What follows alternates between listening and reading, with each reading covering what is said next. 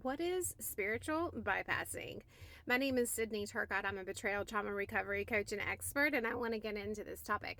So, spiritual bypassing is essentially when we define, we use magical thinking, elaborate spirituality to, bypass, avoid reality, avoid our pain, avoid the truth of what happened to us.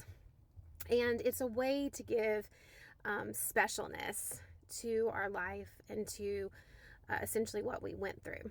So, this can also feel like healing. We feel like we're actually making progress, but we are really, really going way down a rabbit hole that's in the wrong direction.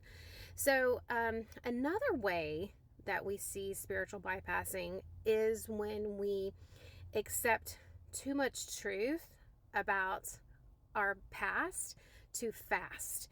So we look for this in trauma recovery. So this is why we call it titration of truth. So we want to gradually accept and process reality because the risk you have is sometimes it can collapse identity. This actually happened to me. I had a full-on psychosis, spiritual experience, thought people are after me. And it was because I accepted and came to terms with my childhood abuse, my childhood, adolescence, and adulthood too fast, right? I downloaded way too much information and accepted it too fast.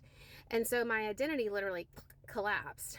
But then later on, I integrated pretty quickly and I was able to remember this experience. And essentially, we a lot of times subconsciously will use spiritual bypassing as a way to soften the reality of pain. But this does not mean that we need to avoid reality and avoid the truth of our pain, the ultimate why, the cause.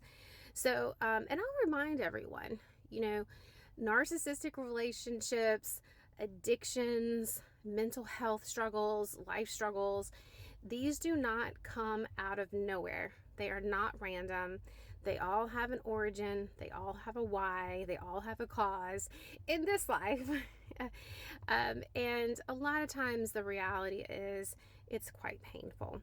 But we have to process, accept, and integrate that pain, right? And that is how we heal. That's how we become more authentic. My name is Sydney, and I look forward to hearing your thoughts in the comments.